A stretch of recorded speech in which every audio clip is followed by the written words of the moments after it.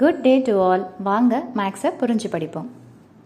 8th standard chapter 3 அல்ஜிப்ரால exercise 3.5ல 8th sum என்ன கொடுத்துருக்காங்கன்னு பார்த்தீங்கன்னா மிஸ்ஸிங் டேர்மை கண்டுபிடிக்கணும். ஸோ இதுதான் அந்த கொஸ்டின். அதில் மிஸ் ஆகிற டேர்ம்ஸ் என்னென்னு பார்த்தீங்கன்னா இந்த ஒய்க்கு பக்கத்தில் இருக்கக்கூடிய டேர்மும் இந்த இடத்துல பாக்ஸ் அதாவது ஒய் ப்ளஸ்ன்னு இருக்கக்கூடிய டேர்ம். ஸோ இப்போ இதை பார்த்தீங்கன்னா சொல்யூஷன் எப்படி ஸ்டார்ட் பண்ணலான்னு பார்த்தீங்கன்னா ஏதாவது ஃபார்முலா பேசிஸில் இருக்குதா அப்படின்னு பார்த்தீங்கன்னா இந்த ரைட் சைடில் என்ன ஃபார்மேட்டில் இருக்குதுன்னு பார்த்தீங்கன்னா ஃபர்ஸ்ட் டேர்ம் சேம், ஆனால் செகண்ட் டேர்ம் எப்படி இருக்குதுன்னு பார்த்தீங்கன்னா வித்தியாசமாக இருக்கலாம், ஒரே மாதிரியும் இருக்கலாம். ஸோ நமக்கு இது எந்த ஃபார்முலா பேசிஸில் வரும்னு பார்த்தீங்கன்னா x plus a into x plus b, அதாவது ஃபர்ஸ்ட் நம்பர் சேம் இல்லைங்களா, அந்த கான்செப்டை எடுத்துக்கிறோம். ஸோ இதுக்கு ஃபார்முலா என்னன்னு பார்த்தீங்கன்னா x square plus a plus b into x plus ab, இதுதான் ஃபார்முலா, ரைட்டுங்களா? இப்போ அப்படியே இதை கம்பேர் பண்ணுங்க.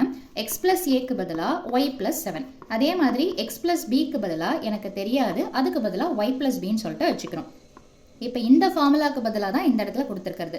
எக்ஸ் ஸ்கொயருக்கு பதிலாக என்ன எடுத்து எழுதுவீங்கன்னா ஒய் ஸ்கொயர் ப்ளஸ் இந்த இடம் நமக்கு தெரியாது இல்லைங்களா, ஸோ அதை அப்படியே எடுத்து போட்டுடலாம். ஆனால் நமக்கு என்ன அப்படின்னு பார்த்தீங்கன்னா இந்த ப்ராக்கெட்டில் ஏ ப்ளஸ் பி அதுதான் வரணும் இல்லைங்களா.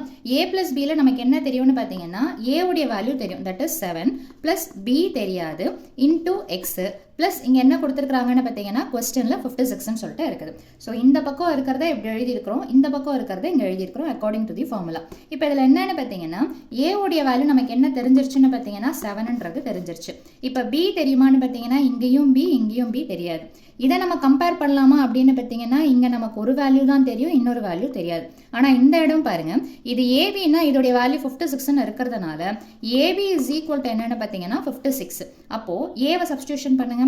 7b இஸ் ஈக்குவல் டு என்னென்னு பார்த்தீங்கன்னா 56. அப்போ பி வேணும்னா 56 வச்சுக்கிட்டு இந்த 7 இந்த பக்கம் போச்சுன்னா டிவிஷனில் வரும். ஸோ பின்றது என்னன்னு பார்த்தீங்கன்னா 7 டேபிளில் 56 எத்தனை டைம்ஸ் போகும்னு பார்த்தீங்கன்னா 8 டைம்ஸ். அப்போ ஏ கிடச்சாச்சு, பி கிடச்சாச்சு.